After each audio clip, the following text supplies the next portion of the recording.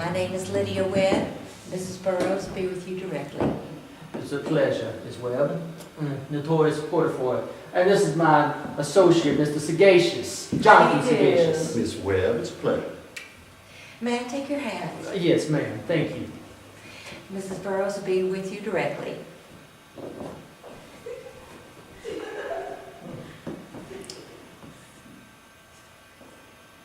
Will you just look at what washed up on our porch just now?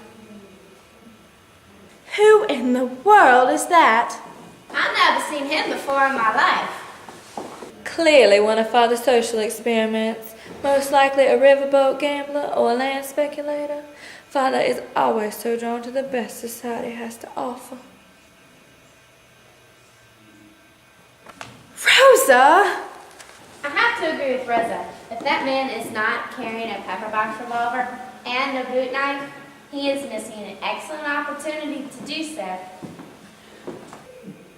Now, where did they go? Who, Portefoy? Those lovely visions of the Lord's own kingdom, who were lately up by that great window up in that hallway up yonder.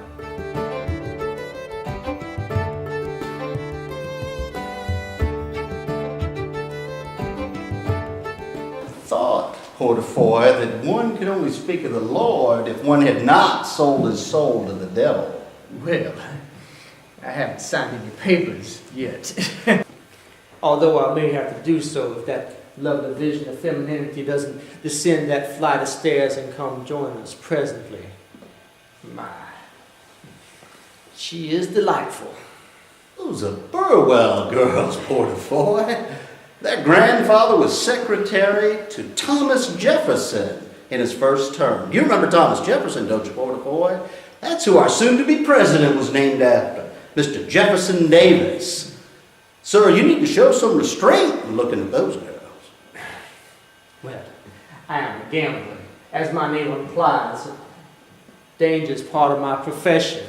I've been in 3 duels thus far, and as you can see, I'm still unscathed. Honor's a very silly thing. When your opponent draws his pistol, fires it in the air, and says, "Honor has been served." I often say, why couldn't honor have been served after lunch? The most terrifying thing about a duel for me is getting up before dawn. Well, the 3 witches, pray give me the eye. Let us just look at... Oh, no. What is it, sister? What do you see? Oh, Lord, sisters, that man. That's Notorious Portefoy, the riverboat gambler. I recognize him from the magazine illustrations and even several photographs Father brought back in his periodicals. Who or what is a notorious Portefoy? Here, that, Rosa, is a Notorious Portefoy. Wait a minute, I've read about him. He's only the best card sharp on the river. He even has one of his own rooms assigned to him on board one of those paddle wheelers. The Bride of Babylon, the most gaudy, ornately decorated prostitute on the river. How nice of him to come down here and sanctify our home. I hope Father doesn't owe him any money. From the way he's looking up here, one of us may be going home with him. Fan, he is looking up here at you. Who, dear? Notorious Portefoy. He is looking up here at you, Fan. See him? I thought he was looking at me. I shall have to move to one side to see if his eyes follow. Do you think, Letty, or is it best not to know? I think we should all stop acting like a bunch of 13-year-olds and go down at once to greet our guests. Our Letty, I swear. What do you want about Rosa? If God had created her first, there would be about 6 people on this earth, and Adam would be bored out of his mind.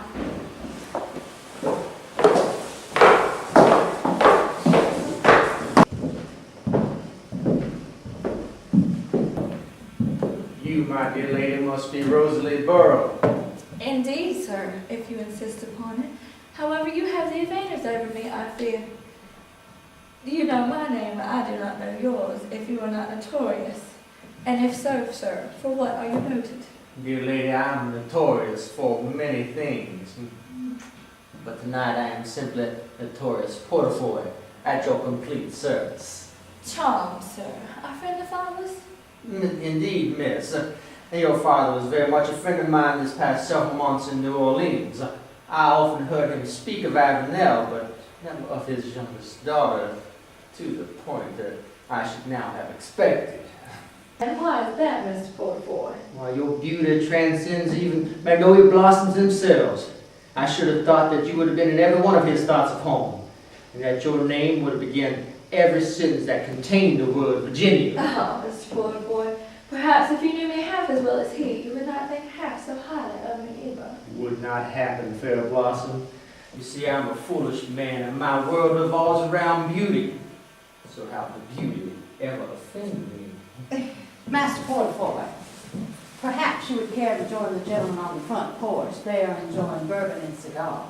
Miss Burwell, I thank you, but I must speak the truth. I do neither drink nor smoke at all.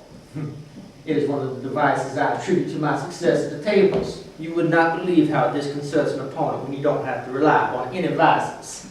Try, Mr. Portefoy, do. You are simply incomplete, sir, without these final pair of vices, having mastered all the others. It simply won't do, sir, not at all. Perhaps a cheroot, then, since I'm not at tables. And since my lovely hostess insists upon it. Evening.